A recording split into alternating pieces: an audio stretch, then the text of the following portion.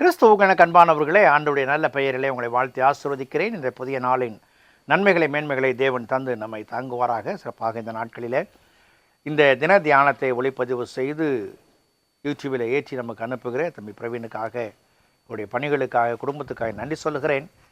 தேவன் தாமே அவளை ஆசீர்வதிப்பாராக. நீங்களும் உங்கள் ஜெபங்களை நினைவு கூற அன்போடு கூட கேட்டுக்கொள்கிறேன். இந்த நாளின் தியானத்திற்காக ஒரு வசனத்தை உங்களுக்கு முன்பாக வைக்கிறேன். அது சங்கீதங்களின் புஸ்தகம் 119 சங்கீதம் 169 வசனம். கர்த்தாவே, என் கூப்பிடுதல் உமது சன்னதியில் வருவதாக, உமது வசனத்தின்படியே என்னை உணர்வுள்ளவனாக்கும்.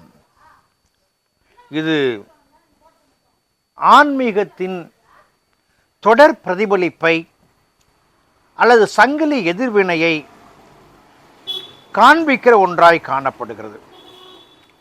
இதன் ஆழ வாழ்வை மாற்றி அமைக்கிற ஒன்றாய் காணப்படுகிறது.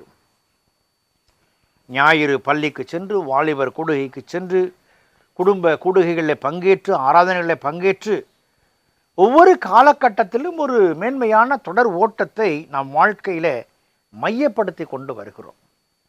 இந்த அற்புதமான ஜெபம் எதை சொல்லுகிறது என்று சொன்னால், என் கூப்பிடுதல் உமது சன்னதியில் வருவதாக, உமது வசனத்தின்படி என்னை உணர்வுள்ளவன் ஆக்கும் என்று சொல்லுகிறார்.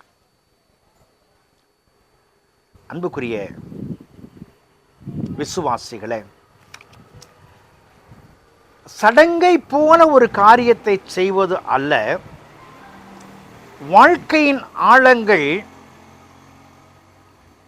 சரியான பாதையிலே நம்மை கொண்டு போகிற ஒன்றாய் அது காணப்பட வேண்டும். ஜெபம்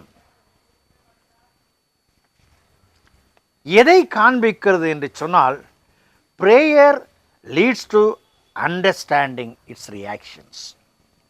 ஜெபம் என்பது புரிதலுக்கு நேராக நம்மை நடத்துகிற ஒன்றாய் காணப்பட வேண்டும். நடத்துகிற ஒன்றாய் அது காணப்பட வேண்டும். அண்டர்ஸ்டாண்டிங் வரும்பொழுது நடைபெறுகிற காரியம் என்ன?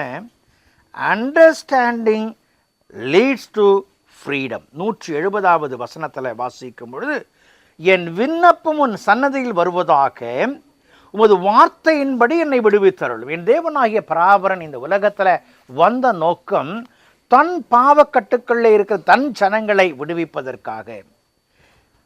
ஸோ என்னுடைய மன்றாட்டு, my prayer, where it leads என்று சொன்னால்,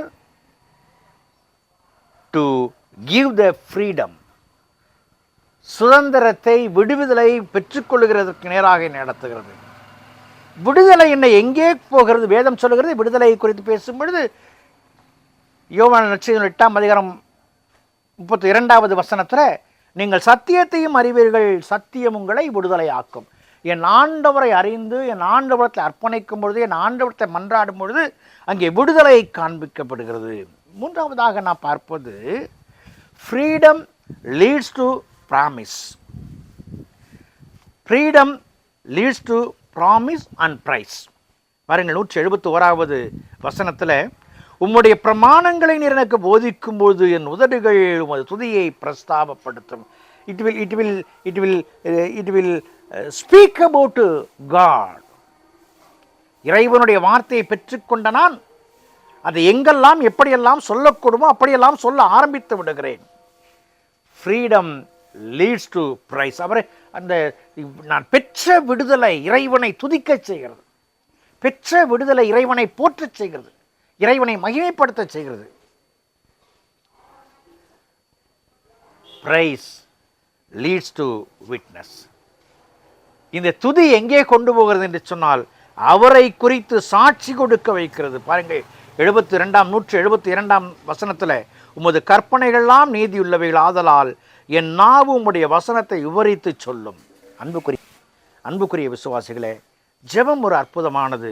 இந்த ஜெபத்தில், தொடர் ஓட்டத்தில் அது விடுவிக்கிறது, அது நம்மை துதிக்கச் செய்கிறது, அது ஆண்டவருடைய அற்புதங்களை விவரிக்க செய்கிறது. இன்றைக்கு என் ஆண்டவரை சிந்திக்கிற நீங்களும் நானும் என் ஆண்டவரை மகிமைப்படுத்துகிற பிள்ளைகளாக அவரை விவரிக்க ஆரம்பிப்போம் என்று சொன்னால் வெற்றியான மேன்மையான காரியங்களை காண முடியும்.